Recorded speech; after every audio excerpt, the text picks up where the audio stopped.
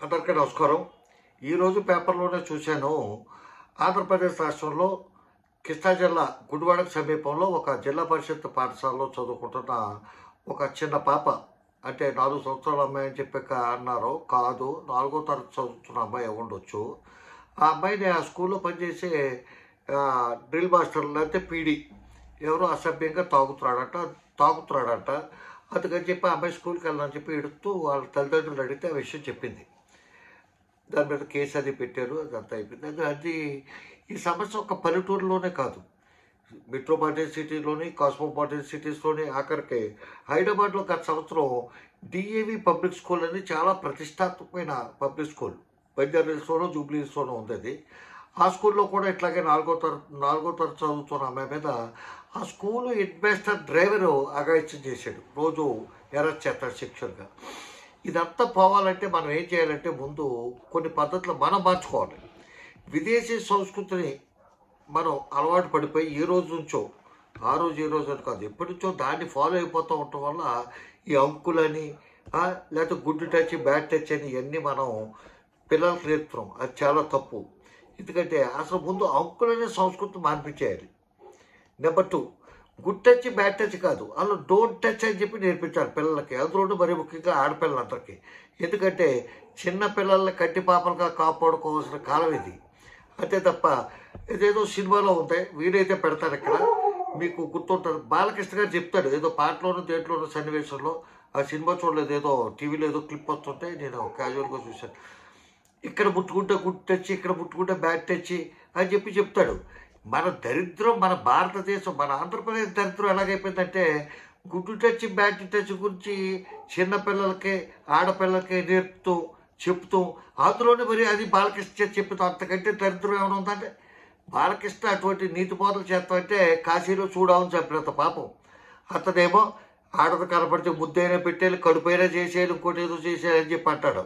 సరదాగా అయినా అతను మనసులో ఉన్న భాగమే వస్తాయి సరదాగా చెప్పినప్పుడు. అటువంటి వాడు చిన్న పిల్లలకు నేర్పుతాడు గుడ్ టచ్ అంటే ఏంటో, బ్యాడ్ టచ్ అంటే ఏంటో. ఎవరైనా ఎక్కడైనా టచ్ చేస్తే అమ్మకి చెప్పాలని, అసలు టచ్ చేయకూడదు.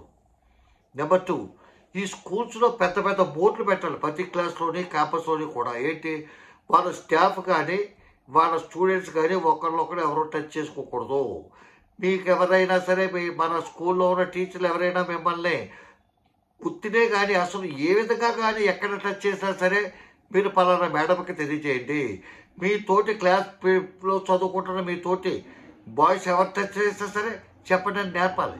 దానివల్ల ఏమవుతుందంటే స్కూల్ మాస్టర్లు అంటారన్నమాట, మాకు ఇంకా విలువ ఏముంటుందంటే మా పరువు అంతా పోతుంది కదా అక్కడ, అలా చెప్తేనే ఇలా చెప్తారంటారు. పరువు పోయినా ఏం పోయినా తప్పదు. కొన్ని విషయాల్లో ఇటువంటివి పాటించాలి. లేకపోతే ఏంటంటే తర్వాత పరిస్థితి ఎలా అవుతుందంటే ఈ నేర్పించే ఇంకోటి ఏంటంటే అంకుల్ పొద్దున్నే చెత్త పట్టుకెళ్ళి వస్తే ఆడు చెత్త అంకులు వచ్చాడు, లేకపోతే పాల అంకులు వచ్చాడు, లేకపోతే ఇస్త్రీ అంకులు వచ్చాడు, అరటిపళ్ళు అంకులు వచ్చాడు. ప్రతి ఊడు అడ్డమైన వెధవ అంకులే. ఆ అంకులని సంస్కృతితో మార్పించాలి. అంకులు పెంకులు అంటూ అదొకటి మార్పించాలి. ఇంకోటి ఏంటంటే చిన్నపిల్లలు వీలైనంత వరకు ఆడపిల్లల్ని మనకు కార్లు ఉన్నా, లారీలు ఉన్నా, బస్సులు ఉన్నా, ఏమన్నా సరే ఒంటరిగా డ్రైవర్లకి ఇచ్చి పంపించకూడదు. ఆ డ్రైవర్తో మనం షాపింగ్కి, షికార్కి ఏమైనా కొనుక్కురమ్మని, ఏమైనా చేసి పెట్టమని వాళ్ళ బళ్ళు మీద అట్ల మీద పంపిస్తూ చాలామందితో చూశాను. అది అన్నిటికంటే ఇంకా పెద్ద ప్రమాదం. ఎందుకంటే రేపన్న రోజు చూస్తే డ్రైవర్తో వెళ్ళిపోయింది, గుమస్తాతో వెళ్ళిపోయింది, పాలోడితో వెళ్ళిపోయింది, పేపరోడితో వెళ్ళిపోయింది అని చెప్పి చెప్పుకోవాలి. ఎవరో ఒక పార్టీకి సంబంధించిన మహిళా అధ్యక్షురాలు కూతురే డ్రైవర్తో వెళ్ళిపోయింది. అంటే డ్రైవర్తో వెళ్ళకూడదా, లేకపోతే ఆడితో వెళ్ళకూడదా అంటే వెళ్ళకూడదు, చెప్తేసి కొట్టాలి. డ్రైవర్తో ఎందుకు వెళ్తారా? డ్రైవర్తో లేచి వెళ్ళిపోతాం ఏంటంటే అదేదో ఇదేమన్నా సినిమానా? సినిమా అయితే అది విజయవంతం అయిపోద్ది. డ్రైవర్తో వెళ్ళిపోయినా, లేకపోతే కార్మికుడిని పెళ్లి చేసేసుకుంటుంది ఒక ఆవిడ. ఆవిడ ఫ్యాక్టరీలోనే పనిచేస్తాడు, మళ్ళీ ఆవిడకి వ్యతిరేకంగా కార్మికుల తరపున పోరాడతాడు. అటువంటి సినిమాలు ఇన్ని సినిమాలు వచ్చినాయి. కృష్ణ కాడి నుంచి, కృష్ణరాజు కాడి నుంచి చిరంజీవి వరకు అన్ని వరకు ఉన్నాయి. అంతేందుకు భాషా సినిమా చూడండి, ఆటోవాడు భాష, ఆడ ఒక పెద్ద కుబేరు కూతురు ప్రేమిస్తుంది. ఆ సినిమా సూపర్ డూపర్ హిట్. అవి చూసే ఈ ఆడపిల్లంతా టైలర్తో వెళ్ళిపోతావు, లేకపోతే ఆటో ఓడితో వెళ్ళిపోతావు. వెళ్ళకూడదు అంటే వెళ్ళకూడదు, తప్పేది.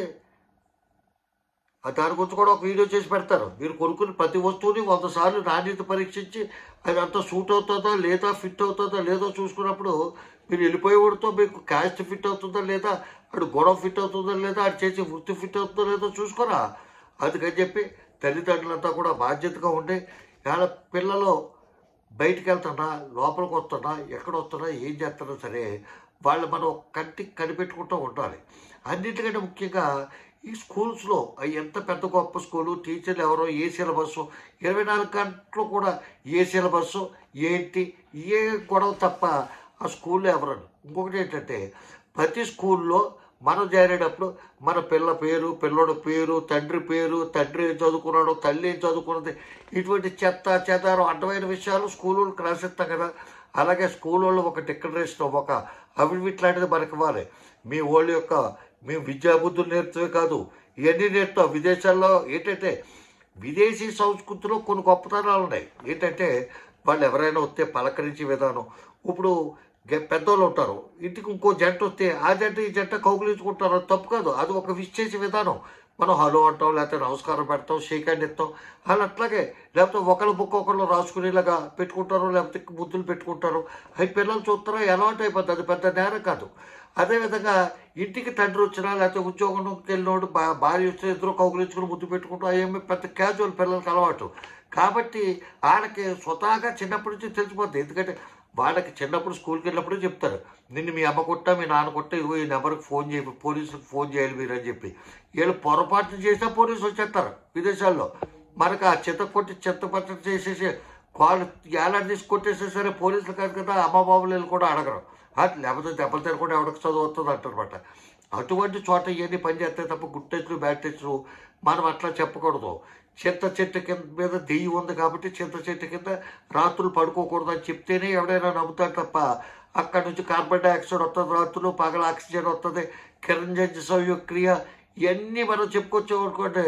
అప్పుడు ఏమంటారు, ఒరే చింత చెట్టు గాలి పీలుతుంది అంటారు, చింత చెట్టులోంచి ఆక్సిజన్ వస్తుంది అంటారు అని చెప్పి మనల్ని పెంచోళ్ళకని చేస్తారు. వాళ్ళకి నమ్మాలంటే చింత చెట్టు మీద దెయ్యం ఉంది, రాత్రులకు దాని కింద పడుకుంటూ వచ్చి నీ గుడ్ల మీద కూర్చుంటుంది అని చెప్పామనుకో వాడికి వెళ్తాం మానేస్తాడు.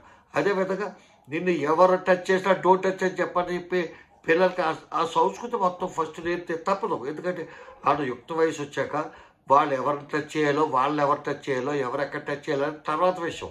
ఫస్ట్ ఏంటంటే అభం శుభం తెలియని పిల్లల మీద చాలా అగాత్యాలు జరిగిపోతున్నాయి. కాబట్టి ఈ ఒక్కటి మనం నేర్పి మన పిల్లల్ని మన వల్లే మనవరాళ్ళే మనం జాగ్రత్త చేసుకుంటానికి ఇది ఒక ఆయుధం కింద ఉపయోగపడుతుంది. ఇది ఒకటి నేర్పి అదేవిధంగా స్కూళ్ళు కాలేజీలు కూడా అక్కడ పురుషులు ఉన్నప్పుడు డిఫరెంట్గా బోర్డులు పెట్టండి. దానివల్ల నామోషికి ఏమీ లేదు, సిగ్గుపడవలసిన పని లేదు. మన సంస్కృతి అలా ఏడ్చింది ఎందుకు, ఈ సినిమాల వల్ల, టీవీల వల్ల. ఇంకా ఇప్పుడు జుగుప్సాకరమైన యూట్యూబ్ ఛానల్ వచ్చింది. వీటి దరిద్రం దేశాన్ని సర్వనాశనం అయిపోద్ది అతి తొందరలో. ఇది ఎక్కువగా 100 సంవత్సరాల్లో పాడైపోతే 10,000 సంవత్సరాల్లో కాదు, ఒక్క 4 సంవత్సరాల్లో ఈ ప్రైవేట్ యూట్యూబ్ ఛానల్స్ వల్ల దేశం మొత్తం సర్వనాశనం అయిపోద్ది. వీళ్ళే జడ్జిమెంట్లు ఇస్తారు, వీళ్ళే తీర్పులు చెప్పేస్తారు, వీళ్ళే ఈ మొత్తం ప్రొసీడింగ్స్ అన్నీ కండక్ట్ చేసేస్తారు. ఎంత జుగుప్స అంటే అంత జుగుప్స. అట్ల గురించి కూడా తప్పనిసరి పరిస్థితి అయినా సరే 4 వీడియోలు చేసి పెడతాను. కాబట్టి ఇది ఒకటి మీరు ఫాలో అవుతారని చెప్పి, ఫాలో అయ్యేలాగా అందరినీ అవేర్నెస్ తీసుకొస్తే మంచిదని చెప్పి తెలియజేస్తూ సెలవు తీసుకుంటాను. రామాంతరావు, జై హింద్.